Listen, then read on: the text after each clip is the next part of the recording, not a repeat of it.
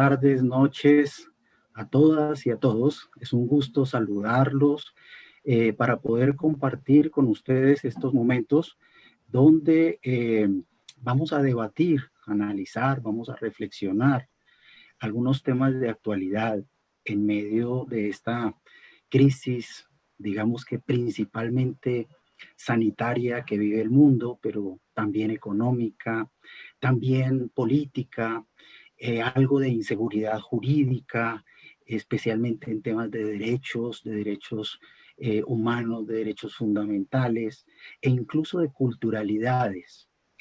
Eh, esta situación por la que atravesamos amerita que hagamos un alto en el camino y reflexionemos sobre todo esto que está pasando. En nombre del Centro Iberoamericano de Estudios y Pensamiento y de nuestra firma asociada, BMO, una firma de abogados muy prestigiosa, queremos saludarlos, queremos darle una bienvenida especial a la comunidad académica, a los consultores, a los docentes, a los amigos, a la familia, para que escuchemos hoy sobre la base de los derechos humanos dos ponencias o mini ponencias, que van a ser muy concretas, van a ser muy cortas, van a ser muy específicas, dirigidas en dos temas especiales. Uno que tiene que ver con los asuntos de género y otro que tiene que ver con temas específicamente del derecho fundamental a la salud. Eh, Hemos decidido, porque nos suena sugestiva, la titulación de esta conferencia, tal como se lo anunciamos, derechos humanos, género y salud en estos tiempos de pandemia. Pero como decíamos anteriormente, esto también se vuelve un poco transversal a otras situaciones, no solamente en tiempos de pandemia, porque esto nos tiene que ayudar un poco a recapitular lo que hemos venido haciendo en todos estos temas de atención de derechos humanos. Las conferencias, los conversatorios del día de hoy están a cargo de dos expertos docentes, la doctora Luz Carlina Gracia, por un lado, y el doctor Andrés González.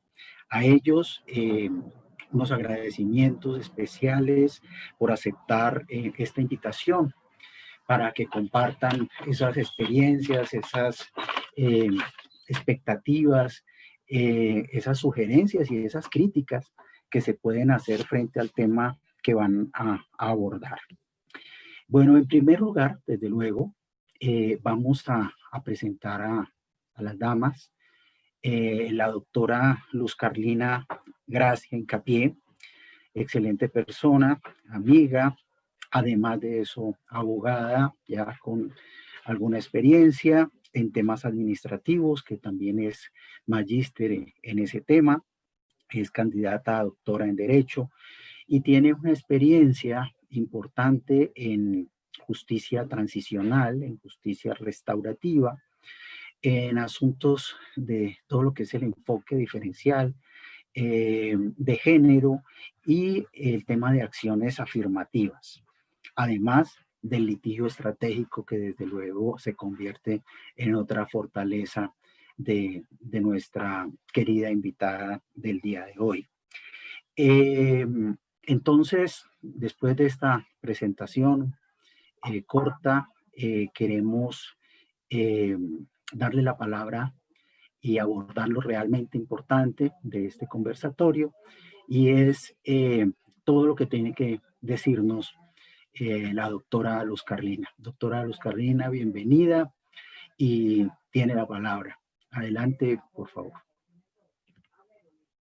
Doctor Castillo, buenas noches. Buenas noches a todas las personas que nos acompañan en este foro virtual sobre las afectaciones de la pandemia en asuntos de género y en asuntos de salud. Agradecerles en primer lugar estar con nosotros en este conversatorio y sin más ni más entrar en el tema para el cual me han invitado muy amablemente en este foro.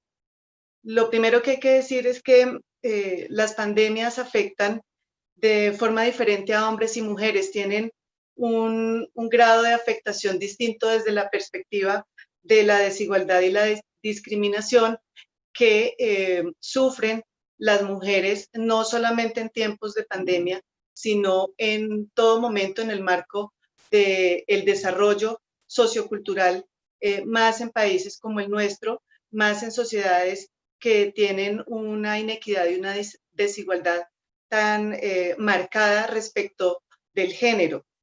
Ahora bien, la situación de la pandemia lo que hace es recrudecer, agravar las situaciones que se presentan en cuanto a la violencia basada en género, y hay unas conductas particulares, unas conductas puntuales que, si bien es cierto, durante todo momento se presentan en estos contextos de la pandemia, por el aislamiento, por el tema de las cuarentenas, se han incrementado de una manera peligrosa y de una manera asombrosa en perjuicio de las mujeres.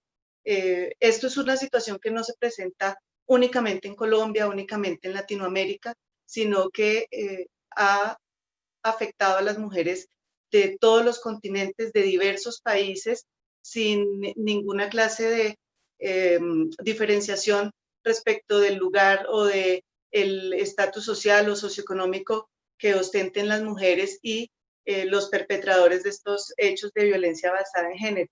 Las conductas que más se han incrementado durante esta pandemia son el aislamiento de las redes de apoyo, ya que al estar en casa, al estar en situación de cuarentena, pues es más difícil para las mujeres llegar a los sitios donde les pueden brindar ayuda, a esas redes de apoyo, acompañamiento psicosocial, acompañamiento jurídico, también a las entidades en las cuales puede llegar a formular el denuncio por los hechos victimizantes. Se ha agravado peligrosamente la violencia física en cuanto a que la convivencia, el día a día con el perpetrador hace que se incremente y haya una escalada y un aumento en cuanto al margen de violencia en contra de las mujeres. También la violencia económica. Tenemos que muchas de las mujeres en esta situación y en este contexto de pandemia dependen económicamente de sus parejas, dependen económicamente de sus padres, y eso hace que al no estar devengando o al estar todo el tiempo en casa, la violencia económica recrudezca en cuanto al acceso a los bienes y servicios que se adquieren a través del dinero que provee el perpetrador. Y se ha incrementado tanto la violencia sexual como la esclavitud sexual en este contexto. ¿Por qué motivo? El perpetrador está 24 horas con la mujer en el hogar, con las niñas en el hogar, y eso hace que la disponibilidad para acceder, tener una violencia sexual, o en algunos casos, sobre todo en temas de cierres de fronteras, en temas de lugares donde hay conflictos armados, la esclavitud sexual se haya recrudecido al estar en esta situación de aislamiento. En el año 2019, ONU Mujeres hizo una investigación en la cual se concluyó que 243 millones de mujeres y niñas en el mundo habían sufrido de violencia sexual y violencia física. Para lo que llevamos en este momento de la pandemia, es decir, aproximadamente 6 meses, estas estadísticas se han incrementado en un 40% en todo el mundo. Como les comentaba, el incremento de la violencia basada en género en la pandemia se ha dado en todos los países del mundo, países como Alemania, Francia, Australia, Estados Unidos, México, Colombia. Ha sido exponencial el aumento, el incremento de las denuncias. Y hay que tener en cuenta un tema, y es el subregistro. Hay que tener en cuenta que muchas mujeres no denuncian ni ponen en conocimiento estos hechos por el temor, porque están de manera constante con el perpetrador, porque no hay unas redes de apoyo. Es decir, que esta cifra puede ser inclusive muchísimo mayor a la que se ha evidenciado de ese incremento. En este marco de la pandemia hay otra situación que se ha presentado, además de las conductas que ya mencioné, y son amenazas cibernéticas a las mujeres y niñas con ocasión de la pandemia, pero también con ocasión de cómo nos estamos comunicando en este momento, a través de qué redes o a través de qué medios está interactuando la mujer con el mundo exterior, pero ello ha conllevado a las amenazas cibernéticas, a la extorsión cibernética y al sometimiento sexual de la mujer a través de contextos cibernéticos. También se incrementó de una manera increíble el riesgo para las mujeres que ejercen liderazgo social o defensoras de derechos humanos. En este momento, la situación de quienes ejercen los liderazgos está enmarcado en dos temas principales, y es el primero, que el riesgo ahora está al interior de su hogar, violencia doméstica, violencia por el hecho de ser mujer, pero además violencia por el hecho de estar ejerciendo un liderazgo social en el marco de los derechos humanos. Y adicional a ello, con ocasión de su liderazgo, en los marcos de conflictos armados, en los marcos de persecuciones a derechos humanos, pues es mucho más fácil abordar, amenazar, perpetrar hechos victimizantes en contra de las mujeres, porque saben dónde están en su casa. Es fácil, por utilizar una palabra, es fácil ubicarlas en este momento, cuando además se están presentando situaciones como también un incremento en asesinatos y en desplazamiento de líderes sociales, no solamente en Colombia. Países como México se están viendo gravemente afectados por estos hechos que se suman a la situación de pandemia. Es ahí donde se pierden esas redes de apoyo, se pierde ese contacto con el mundo exterior por parte de las mujeres, se pierde un poco ese canal de comunicación para lograr salvaguardar su vida, su integridad física, psicológica, porque no se está permitiendo el acceso a las mujeres a bienes o a servicios como el Internet o a las reuniones presenciales que se llevan a cabo en estas redes de apoyo. En este momento, quienes están prestando algún tipo de apoyo o algún tipo de respaldo a las mujeres son organizaciones sociales y la comunidad. En ese sentido, el Estado se ha quedado corto, el Estado no ha estado presente en el apoyo a las mujeres que están sufriendo de violencia basada en género. No se están desarrollando acciones de prevención, atención y protección. Cuando se desarrollan, en el caso, por ejemplo, Colombia, tenemos que el acceso a estas acciones de prevención, atención y protección se da en ciudades capitales o en ciudades intermedias, pero se nos está quedando de lado la población rural, se nos está quedando de lado un gran número de mujeres que están siendo víctimas de violencia basada en género en el marco de la pandemia por la escasa o nula presencia del Estado, y de cómo no se puede acudir entonces a las instituciones que eventualmente podrían prestar el apoyo. Tenemos restringido transporte, tenemos muchas restricciones en el desarrollo del territorio colombiano que impiden un acceso real y efectivo de las mujeres a denunciar o simplemente a obtener un acompañamiento o un apoyo con un enfoque psicosocial cuando está siendo víctima de violencia basada en género. Aquí el Estado, y reitero, no pasa solamente en Colombia, se ha quedado corto frente a ese rol de garante.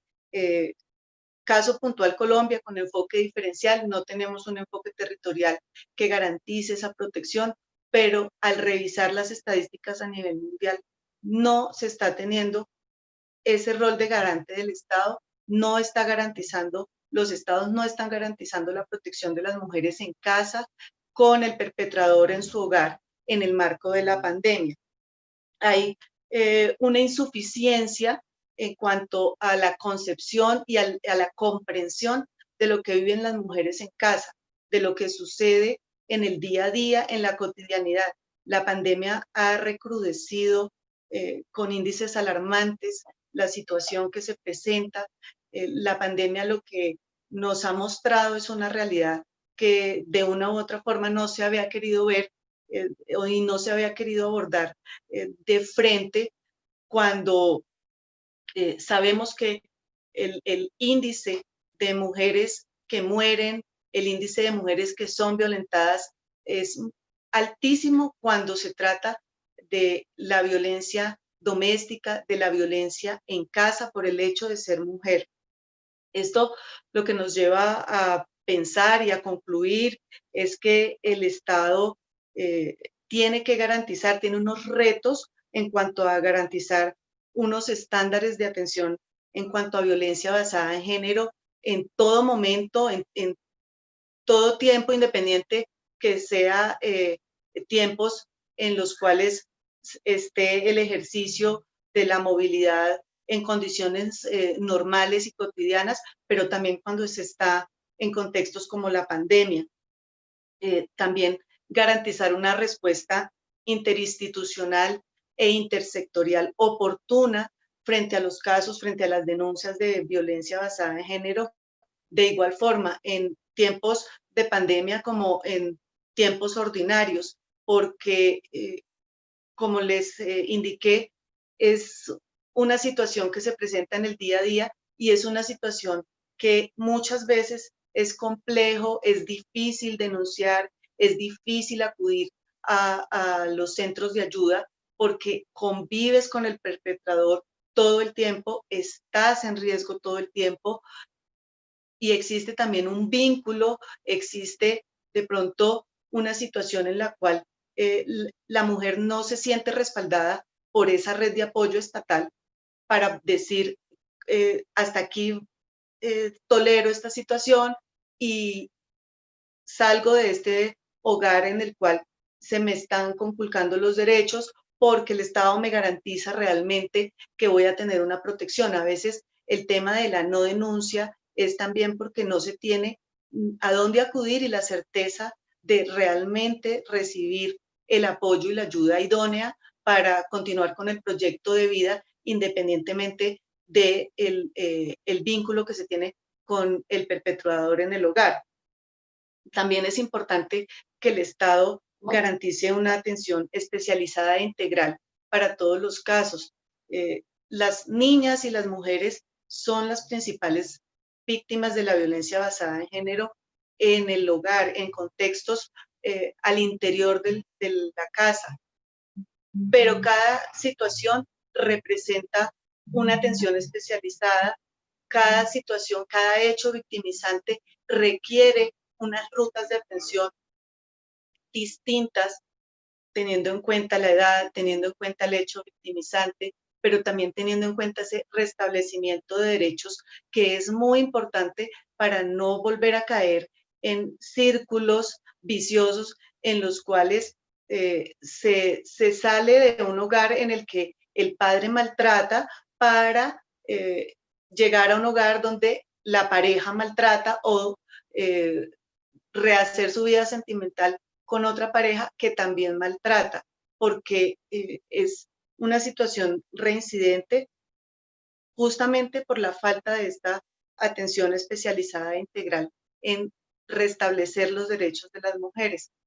En suma, la violencia basada en género en el marco de la pandemia es otra pandemia y es una pandemia que está por debajo de la mesa, no se ha visibilizado, no se está atendiendo. Estamos centrados en solucionar problemas que, si bien es cierto, son muy importantes, situaciones que requieren atención inmediata, atención urgente. Estamos dejando de lado lo que está sucediendo en los hogares, lo que está sucediendo con las mujeres y las niñas dentro de un sitio que debería ser seguro, como lo es el hogar.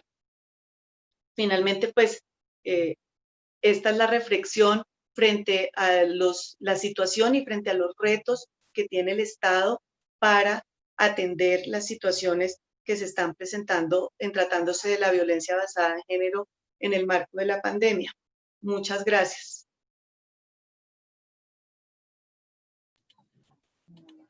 Doctora Luz Carlina, muchísimas gracias por, por su presentación.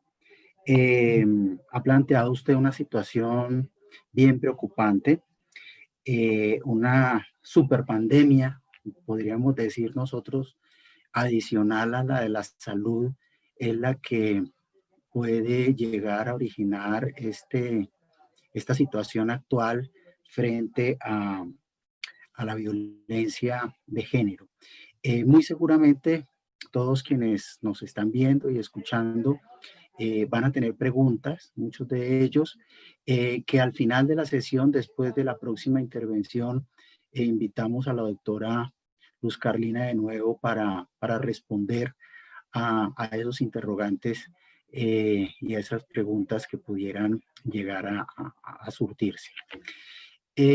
A continuación, quiero darle la palabra al doctor Andrés González Serrano.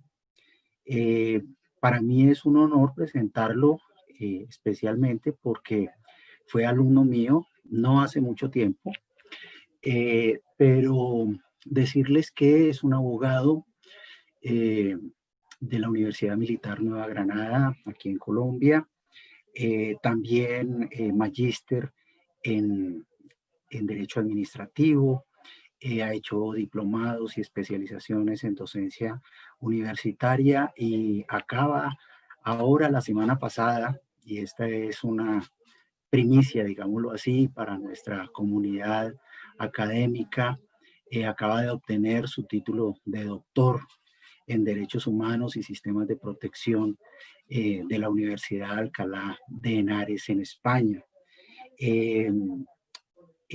Andrés es fundador y socio de varias redes académicas, de escuelas, donde participan escuelas y facultades de derecho en temas de derechos humanos y sistemas de protección. Eh, entonces, pues es un gusto tenerlo aquí entre nosotros, Andrés. Es autor de algunos artículos que ustedes pueden consultar. También eh, eh, ha sido litigante, he estado en firmas de litigio internacional y pues es un gusto tenerlo acá esta tarde con su ponencia referida a los derechos fundamentales y el tema de la salud específicamente y el tema de la protección legal de ese derecho a la salud. Doctor Andrés, un gusto tenerlo y tiene usted la palabra.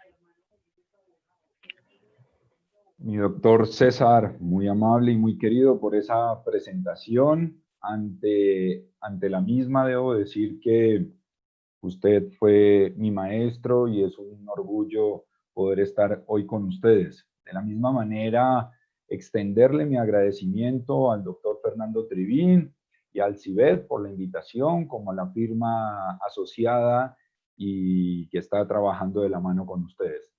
Felicitar a la conferencista Luz Carlina por la claridad y la simplicidad en la cual nos deja este tema tan grave y que ella adoctrina como pandemia, con el cual me atrevo a decir que estoy totalmente de acuerdo, pues es un tema histórico que no ha generado un gran cambio desde el punto de vista de la historiografía.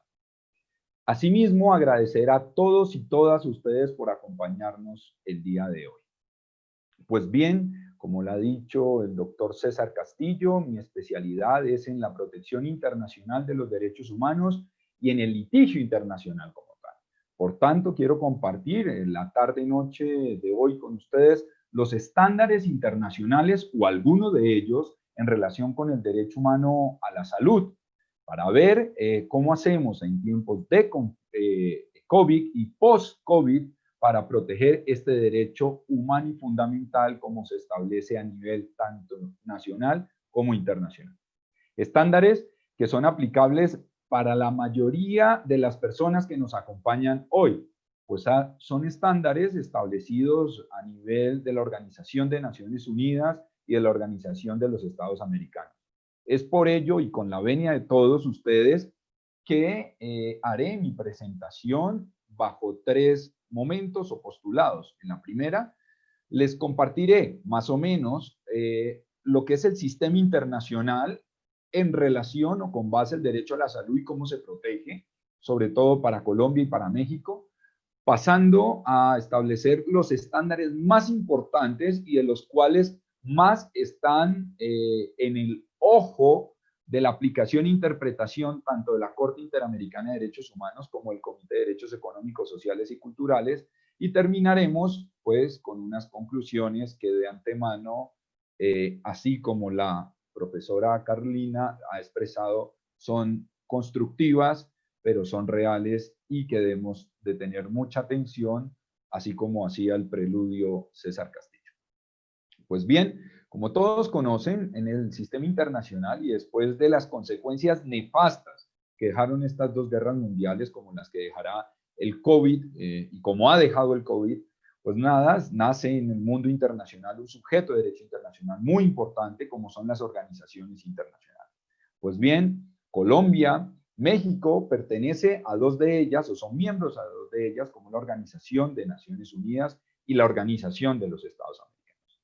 Pero dentro de estas organizaciones hay unos órganos que son los encargados de proteger los derechos humanos de manera concreta. Entre ellos y dentro de la Organización de Naciones Unidas tenemos el Comité de Derechos Económicos, Sociales y Culturales, y me limito solamente a este porque este es el único comité que de manera directa y tiene un mandato real establecido y consagrado en el Pacto Internacional de Derechos Económicos, Sociales y Culturales para proteger el derecho humano y fundamental a la salud. Este órgano internacional, que está dentro de esa organización internacional, pues tiene solamente 3 mecanismos para proteger ese derecho humano. Un mecanismo que es el de informes, sean generales o de país, otro mecanismo que es el de investigación de oficio y otro mecanismo que es el de queja.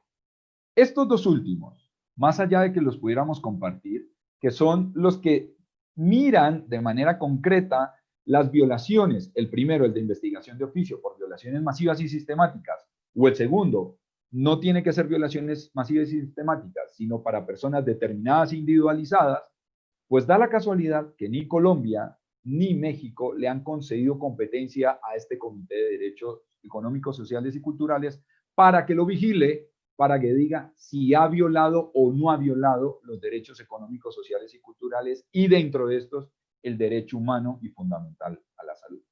Por lo tanto, el único mecanismo que le quedaría tanto a colombianos como a mexicanos, y me refiero a ellos por el objeto de la conferencia o por los participantes en la conferencia, es el mecanismo de informes, sean generales o finales. Hay un informe y es la observación general número 14 del Comité de Derechos Económicos, Sociales y Culturales, donde se establece, podríamos decir de manera hito y más importante, los estándares sobre el derecho a la salud, que ahorita vamos a tocar. Entre tanto, en el otro sistema, que es el sistema regional, en el que nos compete tanto a mexicanos como colombianos, es el Sistema Interamericano de Protección de Derechos Humanos. La organización que lo representa es la Organización de Estados Americanos. Y dentro de esta, más allá de lo que ocurre en la Organización de Naciones Unidas, se tienen 2 órganos, la Comisión Interamericana y la Corte Interamericana, los cuales tienen 4 mecanismos para proteger el derecho humano a la salud, en principio, porque ahorita vamos a ver las limitantes que han establecido estos 2 estados. También un mecanismo de informe que podrá ser un mecanismo preventivo, puede ser temático o de país, consultivos que a hoy solamente lo puede emitir la Corte Interamericana de Derechos Humanos y la Corte Interamericana no ha hablado, consagrado, interpretado, extendido lo que está consagrado en el en el protocolo adicional a la Convención Americana sobre Derechos Económicos, Sociales y Culturales. Por lo tanto, ahí no tendríamos un referente y tendríamos mecanismos tutelares, sean medidas cautelares o medidas provisionales, las primeras decretadas por la Comisión y las segundas por la Corte. Aquí sí encontramos estándares establecidos por estos dos órganos internacionales para prevenir daños irreparables, pero solamente cuando se presenten situaciones de extrema gravedad y de urgencia. De resto, no podríamos solicitar de manera preventiva a estos dos órganos internacionales la protección de este derecho si no se cumple con estos tres requisitos. Y pues las peticiones o peticiones individuales o comunicaciones interestatales, sin embargo, les comparto que a hoy, 2020, solamente se cuenta con 2 casos. La primera sentencia de la Corte Interamericana fue de 1987 y hoy 2020, 2 casos que de manera directa han protegido el derecho humano a la salud a través del camino de la Convención Americana sobre Derechos Humanos y concretamente de su artículo 26. ¿Por qué? ¿Qué quiero decir con esto y hacer este preludio, digamos, de ese sistema internacional? 2020 y el Pacto Internacional de Derechos Civiles y Políticos entra en vigor en el 76 y en el caso del protocolo adicional en el 99. Tanto tiempo después, como ustedes pueden ver, hemos avanzado solamente en 2 grandes sentencias en lo que tiene que ver en el sistema interamericano. Entre tanto, que en el sistema de Naciones Unidas, con el Comité de Derechos Económicos, Sociales y Culturales, se podrá dar cuenta, si ustedes hacen un gran barrido, que solamente Ecuador es el que tiene casos porque fue quien le concedió competencia a este órgano internacional y por lo tanto los estándares son mínimos o pocos. Estos ustedes los podrán encontrar de manera concreta a nivel universal, como ya lo he nombrado en el Pacto Internacional de Derechos Económicos, Sociales y Culturales, pero sobre todo en la observación general número 14 que les decía del Comité de Derechos Económicos, Sociales y Culturales, y en el sistema regional americano en el protocolo adicional a la Convención Americana sobre Derechos Económicos, Sociales y Culturales, ODEX. Y de las 2 sentencias que yo les hablo, es el caso Cuscumul Pivaral y otros versus Guatemala y el caso Poblete Wilches y otros versus Chile. Son los 2 únicos casos en los cuales podemos extraer un estándar que es tanto vinculante como obligatorio para México, para Colombia y los demás estados americanos con el fin de hacer uso del mismo a nivel Colombia. Y en línea de lo que decía la anterior conferencista, no nos podemos permitir echar atrás. Y este ejercicio de la pandemia, o en el ejercicio de la pandemia, no le podemos permitir al Estado ninguna regresividad, porque justo es ello el principio que pregona el derecho humano y fundamental a la salud. No se pueden tomar medidas regresivas, sino todo lo contrario, progresivas como lo establece tanto la Convención Americana sobre Derechos Humanos y los 2 pactos y el protocolo ya indicado. Pues bien, es importante establecer entonces en este momento esos 2 sistemas internacionales, esos 3 órganos internacionales, qué es lo que entienden o qué es lo que nosotros debemos entender o a qué es lo que se ha obligado el Estado, sea Colombia o México, como derecho humano y fundamental a la salud. Se refiere al derecho de toda persona a gozar del más alto nivel de bienestar físico, mental y social. Esta definición o esta consagración que está en los tratados es importante porque es una visión, si se quiere, de la bioética y del bioderecho no negativa, sino afirmativa. Es decir, cuando se consagró, cuando se acordó los pactos internacionales, no fue con una visión de no hacer, una obligación negativa donde se mirara el derecho a la salud como la simple ausencia de afecciones o enfermedades, sino todo lo contrario, una visión positiva que es que las personas gocen del más alto nivel de bienestar físico, mental y social. Pero uno de ello, y a través de la diferente jurisprudencia o práctica internacional de los informes, de las medidas cautelares, de las medidas provisionales, de las decisiones finales de las quejas, de las peticiones, en fin, de los mecanismos ya anunciados, Estos órganos internacionales han dicho que este derecho no está aislado, sino que con fundamento en principios como la interdependencia e integralidad, tiene un núcleo esencial, ¿cierto? O unos componentes integrales que está aunado o unido a otros derechos. Y entre ellos, como más importantes, más no los únicos, es decir, sería enunciativo esta lista que les voy a compartir, más no taxativa, tendríamos la alimentación, la vivienda digna, la dignidad humana. Pero ojo, que también se relaciona con derechos de los que llaman académicamente de primera generación y que son insuspendibles. Y hago acá énfasis porque ahorita, al final, vamos a ver su importancia. Se relaciona con la vida, la integridad personal y la libertad de pensamiento y expresión. Derechos, como ya les digo, que no se pueden suspender bajo ningún estado. Ni siquiera en tiempos de COVID, ni siquiera en estos tiempos de emergencia, como lo denominaremos ahorita más adelante. Pues bien, estos tratados internacionales y estos órganos internacionales pues establecen unas obligaciones generales para la protección de este derecho humano y fundamental y a su vez también unas obligaciones específicas. Yo me voy a ceñir por el tema del tiempo y la importancia dada al derecho humano y fundamental a la salud, pues las obligaciones específicas que se tienen en relación con esto. Y primero es que se establecen, digamos, 4 obligaciones o 4 principios fundamentales con este derecho. El primero es que debe haber una disponibilidad, una accesibilidad, una aceptabilidad y una calidad. Y ustedes se preguntarán, ¿en qué? Este derecho lo compone un sinnúmero de medidas y entonces es una disponibilidad suficiente en tanto establecimientos, bienes y servicios que prestan la salud. Pero además de estar disponibles, estos bienes, establecimientos y servicios tienen que ser accesibles. Accesibles desde lo físico, desde lo económico y desde la información. Cuando hablan desde lo físico, sobre todo es que estos bienes estén plasmados en la mayoría de la jurisdicción del Estado que protege ese derecho, como lo decía la anterior conferencista, sin importar el Estado, ¿cierto? Estado de normalidad o no normalidad, de emergencia o no emergencia, porque son derechos que si bien se pueden limitar, como vamos a ver ahorita, son insuspendibles. Una accesibilidad económica en la medida que estos establecimientos, bienes y servicios se generen desde o se establezcan desde un punto de vista de la equidad. Equidad entre los menos favorecidos y los favorecidos, entre hogares ricos, hogares pobres, pero sobre todo entre situaciones, entre personas en situación de vulnerabilidad y no situación de vulnerabilidad.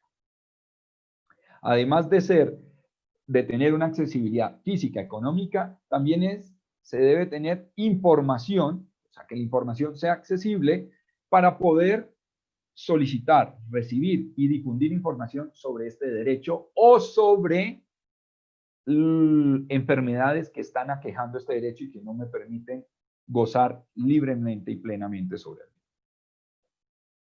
Adicional de la disponibilidad y la accesibilidad, pues decíamos que otro de los principios o las obligaciones con las cuales tiene que cumplir el Estado es que se dé una aceptabilidad de este derecho.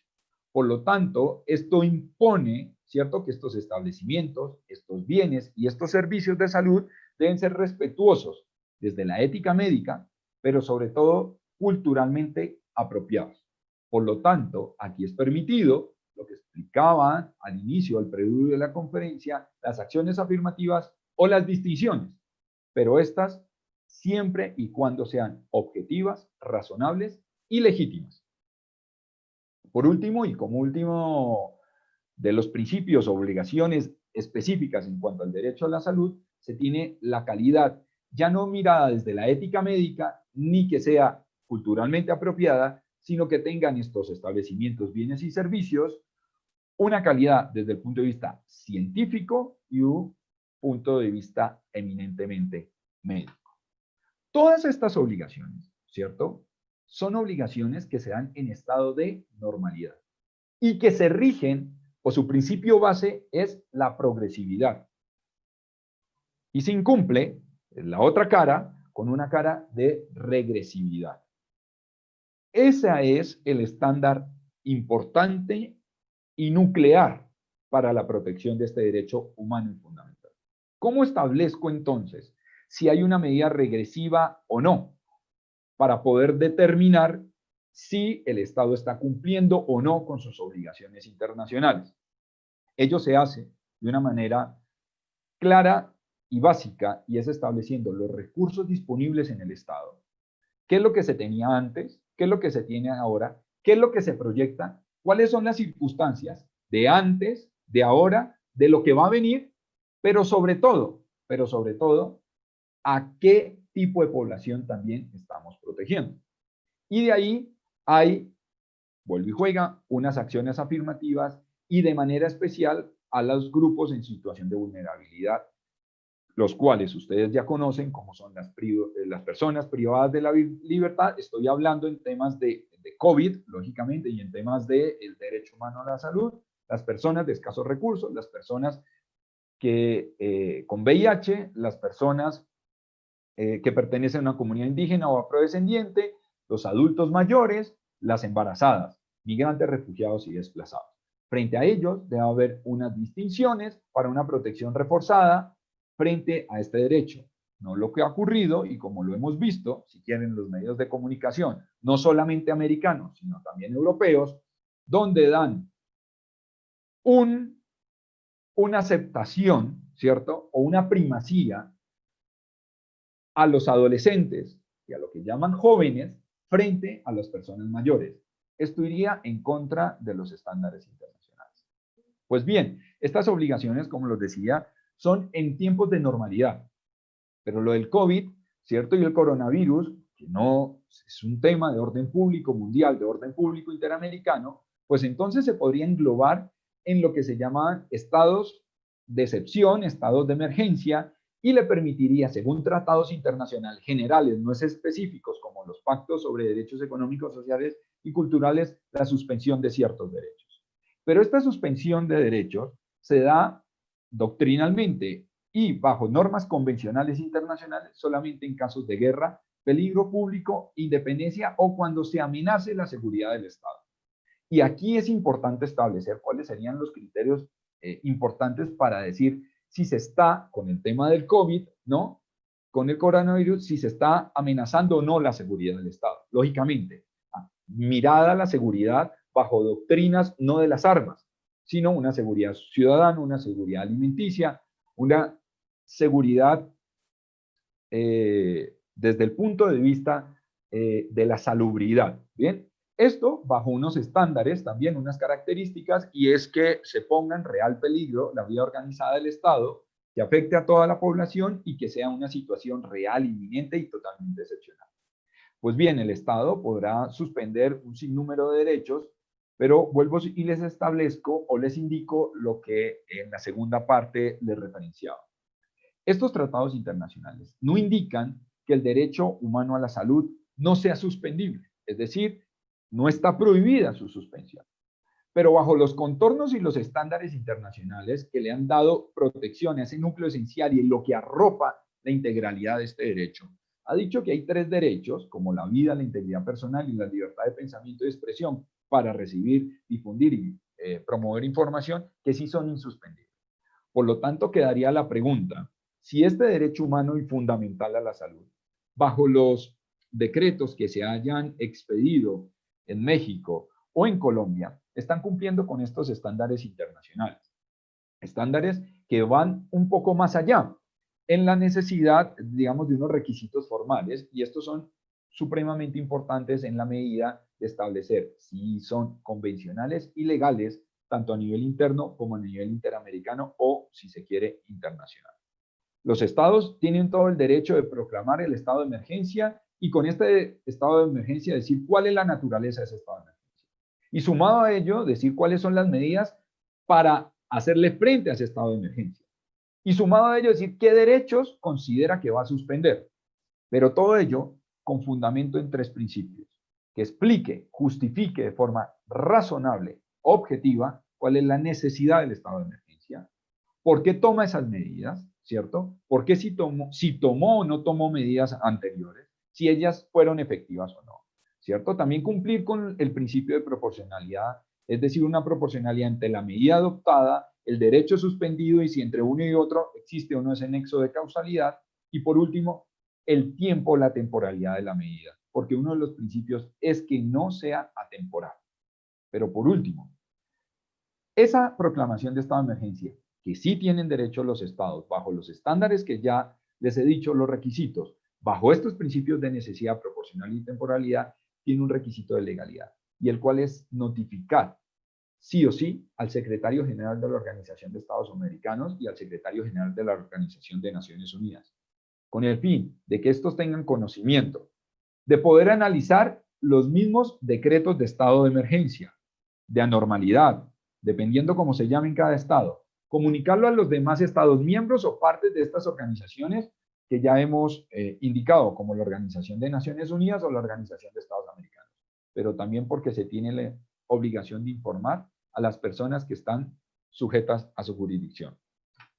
Es por lo anterior que quería compartir con ustedes que frente a este estado de COVID o con coronavirus y ante este estado de anormalidad, los sistemas internacionales de protección bajo las limitaciones que ya les indiqué, llegarán y protegerán el derecho humano a la salud, pero post-COVID, no en este momento, lo cual no sería adecuado y no sería efectivo.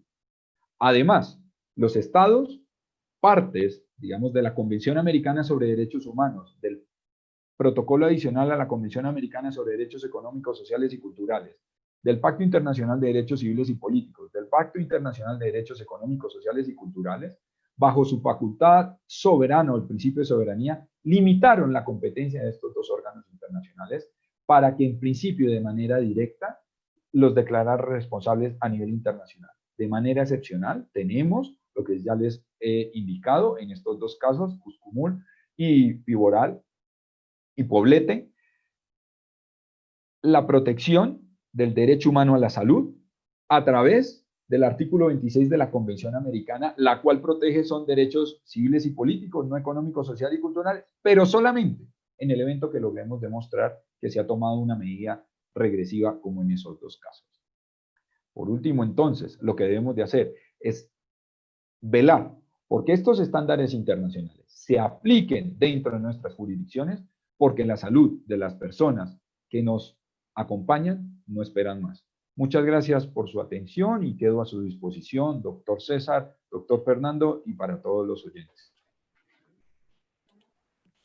Doctor Andrés, muchísimas gracias. Yo sé que ha hecho un gran esfuerzo para abreviar su presentación y para explicar de esa manera tan clara todas las incidencias que tiene esta situación actual frente al panorama jurídico nacional e internacional y la protección de ese derecho fundamental asociado y conexo a la vida, que era uno de los que usted hacía mención inicialmente junto con la integridad y la libertad. Pero bueno, ya vendrán las preguntas correspondientes. Por ahora lo invito a que repose unos minutos mientras hacemos unas preguntas a la doctora Luz Carlina, unas preguntas que ha hecho ya algunos de nuestros escuchas en el día de hoy. Doctora Luz Carlina, hay dos preguntas, bueno, hay varias preguntas, pero he tratado como de englobarlas en dos muy puntuales. Una es relacionada con lo siguiente, es una pregunta tal vez subjetiva, pero yo creo que importante su respuesta por todo lo que usted conoce del tema. La pregunta dice, ¿no cree que la mujer criada bajo la atmósfera de maltrato es generadora de esta una vez establece una relación, desde luego, con un hombre o con su pareja incluso? Esa sería una pregunta.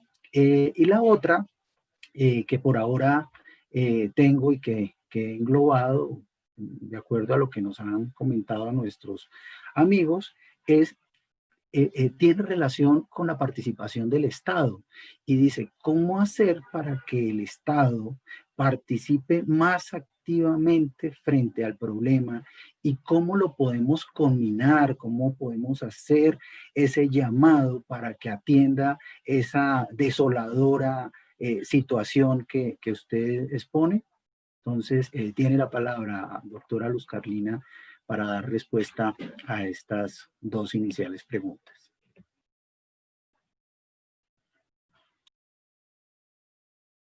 Gracias, doctor Castillo.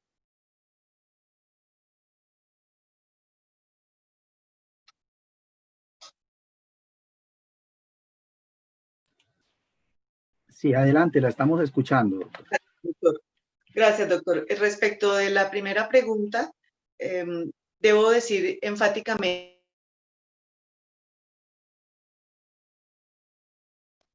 la respuesta es no, en razón a que cuando la mujer ha sido criada en contextos de violencia, en contextos en los cuales ha sido víctima o ha observado que su madre, sus hermanas, sus familiares cercanas han sido victimizadas, lo que tiende a hacer no es replicar círculos de violencia o convertirse en un agente de violencia. Lo que hace es, en la mayoría de los casos, repetir las conductas o permitir que se repitan en su contra conductas. Me explico. Si crecemos en un contexto en el cual el padre golpea a la madre, lo más probable es que permitamos que nuestra pareja nos golpee, más no que nos convirtamos en agentes generadores de violencia. Respecto de la segunda pregunta, cómo vincular al Estado o cómo hacer que el Estado se sume en estas dinámicas de una manera real y efectiva, pues realmente el Estado tiene una obligación, el Estado, caso puntual Colombia, pero a nivel iberoamericano podemos decir que todos han suscrito y han adherido a conferencias de la no violencia contra la mujer, como Belén do Pará, se han sometido, han aceptado las directrices de la ONU, de diversos organismos de orden internacional por vía de ratificación de los convenios. Es decir, el Estado, respecto de su obligación, ya se encuentra, ya se ha sumado a la protección de la violencia, de la no violencia contra la mujer, pero las situaciones en la vida real, en el día a día, realmente se requiere que el Estado tome un papel, un rol más activo, un rol como lo indicaba al finalizar la conferencia, un rol en el cual asuma unos retos de brindar una atención integral, una atención interseccional de manera acorde y de cara a las necesidades o a las situaciones que se presentan en el marco de la violencia basada en género, que reitero, no solamente en tiempos de pandemia se presenta y no solamente en tiempos de pandemia se requiere esta atención integral por parte del Estado, sino en tiempos ordinarios, en todo momento, la violencia basada en género está latente y las mujeres necesitan la atención del Estado. Aquí el tema es de fijar políticas públicas, de desarrollar esas políticas públicas, de permitir ese acceso a la tutela real y efectiva, a la garantía de los derechos, pero también de esas rutas de atención que tienen las mujeres en todo momento y más en este momento de pandemia, de crisis, porque reitero, en este momento se está conviviendo las 24 horas del día, los 7 días de la semana con el perpetrador en la casa. ¿Cómo se accede a los espacios o a estas redes de apoyo? Es fortalecer, es que el Estado robustezca sus canales de atención para las mujeres víctimas de violencia basada en género. Muchas gracias.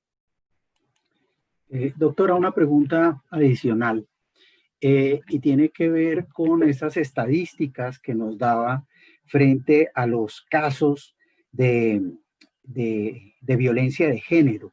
Como si bien había millones de casos en tiempos de no pandemia, hoy las cifras han aumentado. Estas cifras, y entiendo que son públicas, es decir, las conoce todo el mundo hoy, los medios de comunicación las difunden y las podemos conocer todas. El Estado sería uno de ellos, el deber de conocer esas cifras. ¿Cómo hace el Estado para combinar ese deber? Sí, el que usted menciona de atención y de protección con el tema de la prevención. Es tan difícil prevenir en temas de violencia de género. ¿Qué nos podría comentar al respecto, doctora Luz Carlina? Sí, doctor, realmente es difícil, no es imposible, pero es una tarea de largo aliento el generar estas políticas de prevención de la violencia basada en género. Hace parte de un engranaje en el que quien es el primer llamado a garantizar esta prevención es el Estado, pero necesitamos cambiar la mentalidad en cuanto a cómo nos pensamos y cómo nos articulamos en la sociedad hombre-mujer, cómo la mujer interactúa, cómo el hombre ve a la mujer, cómo realmente nos pensamos como una sociedad y cómo nosotros no estamos invisibilizando estas conductas de violencia basada en género o normalizando estas conductas de violencia basada en género en contra de la mujer, cuando como sociedad de pronto tenemos adagios o dichos populares como en pelea de marido y de mujer, uno no se debe meter. Claro que debe intervenir porque ahí en ese tipo de situaciones se está empezando a perpetrar una violencia, por eso las redes de apoyo son importantes. Entonces, claro, conocemos las cifras, el Estado conoce las cifras. Falta prevención y esa prevención viene desde cómo nos estamos educando, cómo estamos viendo, cómo nos estamos viendo e interactuando hombre-mujer en el desarrollo de la sociedad y de la misma manera cómo el Estado nos ve, cómo el Estado realmente está implementando políticas públicas con un enfoque diferencial respecto de la mujer, pero también respecto de la mujer en el territorio, respecto de la mujer que tiene una pertenencia étnica, de la mujer que es por su edad está en los rangos de adulto mayor o de ser niña o adolescente. Es decir, la prevención es la suma de muchas acciones por parte del Estado, de diferentes entidades y sectores del Estado, pero también es la suma de lo que como sociedad y como personas podemos hacer. El cambio también debe de empezar en cada uno de nosotros, como sociedad, como individuos, pero también como quienes nos desarrollamos en el marco de un Estado y de una nación, cómo estamos funcionando. Entonces, doctor Castillo, y pues para las personas que nos acompañan, realmente las acciones de prevención empiezan por cada uno de nosotros y son respaldadas por el Estado. Creo que ahí está la clave, cuando el Estado garantiza un enfoque diferencial, pero cuando las personas, quienes integramos este Estado como sociedad, también tenemos una conciencia, reitero, no tenemos normalizada esta violencia basada en género en nuestros comportamientos cotidianos.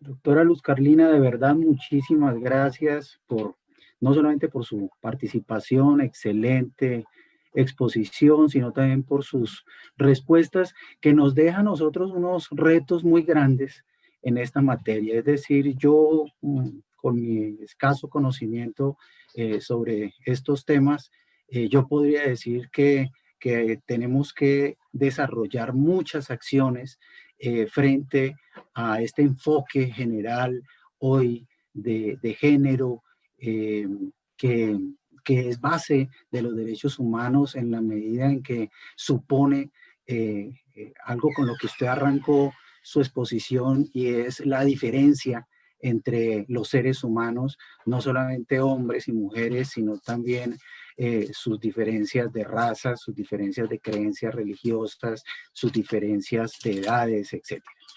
De verdad que, de nuevo, muchísimas gracias. Esperamos contar con usted más adelante. Hay temas que sabemos que conoce y domina, como es el tema de la justicia transicional, de la justicia restaurativa, que yo creo que vendría muy bien de pronto poder abordarlo como complemento a esta primera charla que hemos tenido sobre violencia de género. Doctora Luz Carlina, mis agradecimientos en nombre del CIBEP y de todos los que estamos hoy aquí presentes. Doctor, muchas gracias a usted por la invitación. Siempre podrá contar con mi participación en estos eventos académicos que permiten la construcción del conocimiento y permiten estos espacios de también interactuar con quienes nos acompañan. Muchas gracias a todos quienes estuvieron aquí, quienes preguntaron, quienes nos acompañaron esta noche. De verdad que es un espacio maravilloso. Solamente pues agradecimiento para todos. Una buena noche. Buenas noches, doctora Luz Carlina.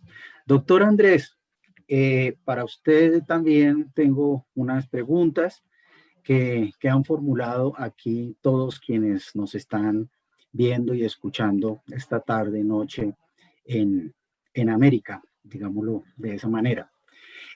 Primera pregunta, Mario Barbosa, que también había participado anteriormente preguntando a la doctora Luz Carlina.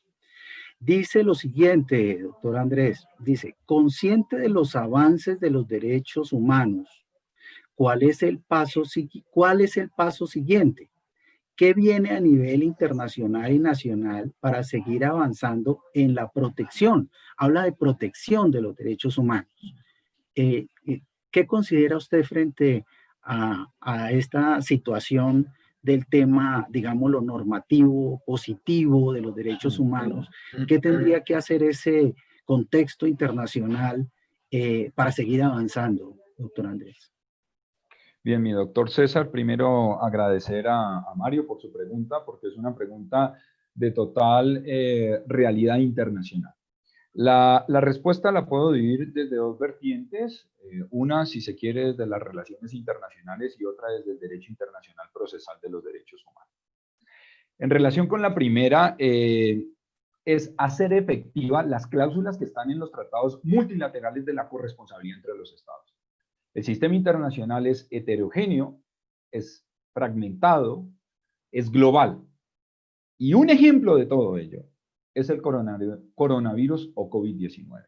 Este no es un problema del Estado colombiano, del Estado mexicano, del Estado venezolano. Es un problema que trasciende fronteras y que un solo Estado no es capaz de solucionarlo. Y por tanto, hay que hacer uso de las cláusulas de corresponsabilidad que están en los tratados internacionales. Y ojo, lo dice el doctor César, desde el derecho positivo. Ahí ya están consagrados. Solamente es hacerlas valer.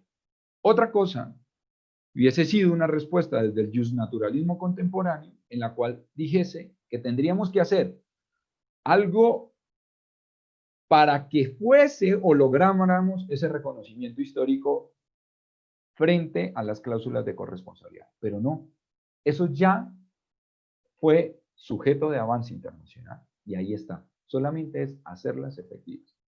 Y lo segundo, y creo que es el reto más grande que tiene hoy el mundo internacional y frente a lo que usted plantea, que es la protección como tal. La evolución ha sido clara. Primero, frente a violaciones de derechos humanos, como el derecho humano a la salud, respondía el Estado. El sistema internacional evolucionó y frente a una competencia en razón a materia delimitada, restringida y siquiera específica, no para todo el campo de los derechos humanos, responde el individuo. Y entonces usted pregunta, ¿qué queda por hacer y hacia dónde va el sistema internacional? Y el sistema internacional es para que las personas jurídicas también respondan. Y eso está en mora el sistema internacional. Claro está, como ustedes lo saben, esto sería muy importante en el campo del derecho a la salud, porque los estados delegan esa función para los que creen que es una función, ese servicio para los que creen que es un servicio, la prestación de ese derecho subjetivo para los que creemos que es así, frente a privados. Y el Estado, o mejor, los ciudadanos, los habitantes sujetos a su jurisdicción, solamente le puede reclamar a este por omisión. Pero si se logra establecer un mandato de responsabilidad nacional e internacional de estas personas jurídicas, seguramente la protección y el ejercicio pleno y libre de los derechos económicos, sociales y culturales, y de los derechos civiles y políticos, y de los que ya están consagrados en los tratados, como aquellos que son inherentes a la persona humana, serían mucho más efectivos. Doctor Andrés, hay otra pregunta. Muchas gracias por la respuesta anterior, desde luego, pero hay otra pregunta que quiero que usted también nos ilustre, y es en este sentido. Si bien es cierto que los estados han dado respuesta a esta situación de pandemia, a esta situación sanitaria originada por el COVID, podríamos nosotros decir también que hay una responsabilidad originada por la omisión de los estados con medidas claras y puntuales frente a la no propagación del virus, y otra que está muy cercana de la que estoy haciendo, y es, podría tener también responsabilidad, a su juicio, desde luego, la Organización Mundial de la Salud como un organismo internacional, no como Estado, sino como organismo internacional, frente a las medidas que ha tomado y que, pues, a juicio de algunos, no han sido lo suficientemente efectivas para controlar el virus, y casi que 4 o 5 meses después nos están diciendo que esto va a ser más grave y que puede prorrogarse hasta casi un año más. Bien, frente a la primera pregunta, si el Estado puede salir responsable por omisión, por no prevenir lo que usted planteaba con Carlina, para que se expandiera la propagación del virus. Y pues la respuesta enfática es sí, lógicamente sí. Ya no bajo la vertiente del principio del cual yo establecía que eran medidas de regresividad, ¿cierto? Sino bajo las obligaciones generales que se establecen en el marco de los derechos humanos, que estaría englobada frente al deber de garantía, el cual a su vez compone lo que es prevención y protección. Ahora, ¿qué sería lo difícil ahí? Difícil para aquellos que de pronto no conocen el estándar internacional, no para los otros. Lo difícil es lograr desvirtuar esa obligación de garantía en clave de prevención que indican o se establece a nivel de la práctica internacional que es una obligación de medio y no de resultado. No obstante, el sistema interamericano y el sistema de Naciones Unidas ahí sí consagra un sinnúmero de jurisprudencia, de dictámenes y de decisiones por las cuales se establece tanto por actuaciones de servicio de salud público como este servicio derecho subjetivo, ¿no? Derecho humano delegado a los privados, ahí sí por omisión. Ahora, eso desde el marco de un litigio ya concreto, determinado frente a una víctima individualizada. Ahora, frente a los estados americanos, ¿cierto? Teniendo conocimiento de que esto inició en Asia, llegó a Europa y después a América, ¿cierto? Frente a los estados de emergencia a los cuales hablábamos y frente a las medidas a adoptar, frente a la suspensión de los derechos, frente a las limitaciones de los derechos, tendrán que responder los estados en la medida de cómo demostrarán cuáles fueron esas medidas preventivas que adoptaron antes de que se tuviera evidencia científica que el virus estaba en su jurisdicción y que por ende debería proteger a sus nacionales y, bueno, a las personas habitantes y sujetas a la misma. Por lo tanto, la respuesta es totalmente sí frente a la primera pregunta.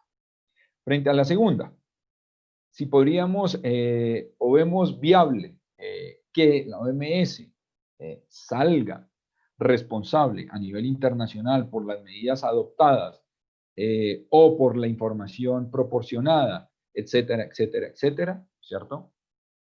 Solamente existe precedente en la Organización de Naciones Unidas y en la Unión Europea frente a la responsabilidad de organizaciones internacionales.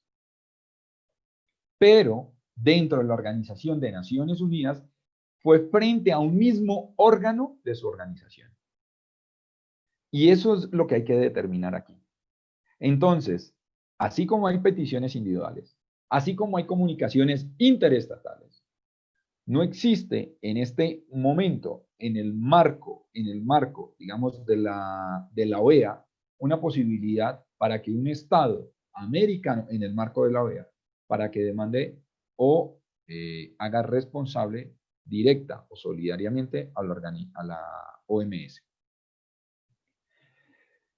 En el campo del Consejo de Europa, bueno, de la Unión Europea y el Consejo de Europa ocurrió lo mismo. Es un órgano dentro de su organización y se asemeja mucho en lo que en nuestra jurisdicción interna sería la responsabilidad administrativa por falla del servicio y sería una imputación objetiva. Pero a hoy, ¿cierto? A hoy, esa vertiente de una responsabilidad directa para que un órgano internacional demande a otro órgano internacional, tendría muchos obstáculos, mi doctor César.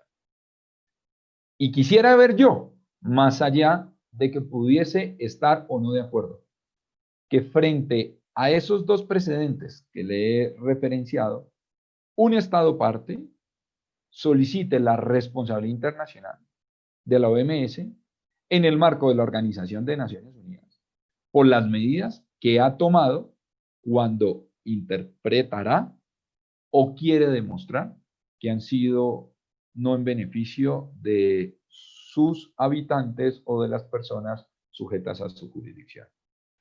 Pero sí existen dos precedentes frente a lo mismo. Bajo el estado actual, jurídico y social, yo creería que esto no se va a dar. Doctor Andrés, muchísimas gracias de verdad por esas respuestas tan precisas, con una lógica dentro de la justicia internacional, digámoslo de esa forma, y dentro del tema procesal que usted hace mención, que sería difícil en esta segunda pregunta poder imputar una responsabilidad a un organismo internacional, aunque sí lo tendrían los estados. Es decir, es un tema de debate y es un tema que pienso que va a estar también en discusión durante mucho tiempo. También reiterarle, Andrés, todo mi afecto, mi admiración, mi gratitud por acompañarnos hoy. De verdad que ha sido muy importante todo lo que usted nos ha comentado en esta ocasión, en este encuentro que hemos tenido desde el CIBEP. Un abrazo y de verdad que esperamos tenerlo en otras oportunidades, comentando y no solamente por esta vía remota, sino presencial en nuestros cursos que muy seguramente vamos a tener que organizar pronto. Entonces, muchas gracias, Andrés, y que estés bien. Muchas gracias a ti, César, y al CIBEP por la invitación y a todos aquellos que nos han escuchado y nos han acompañado el día de hoy. Feliz noche y que la seguridad e integridad personal de todos y todas sea el prisma en este momento.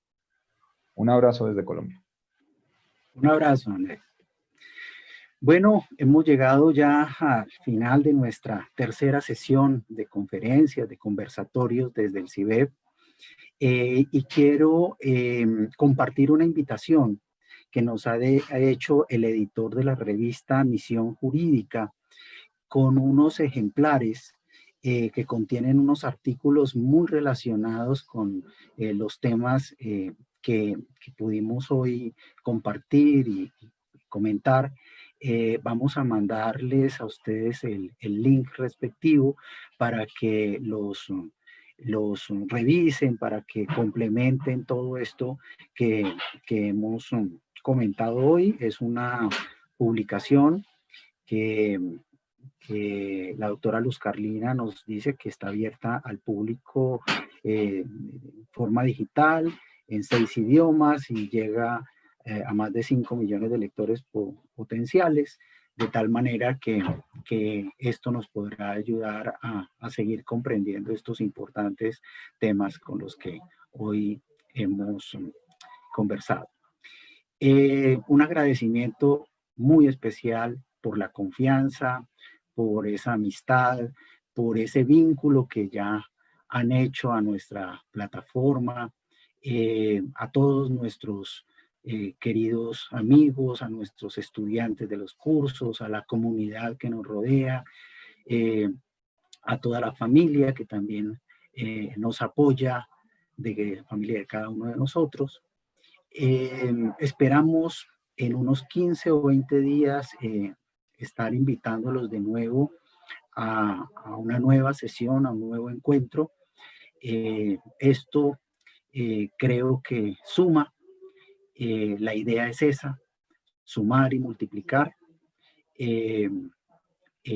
no solamente en conocimientos, sino también en vínculos académicos, en construcción de redes, que es uno de nuestros grandes propósitos. Por ahora, entonces, hasta aquí llegaríamos. Un abrazo y muchas gracias. Que estén muy bien.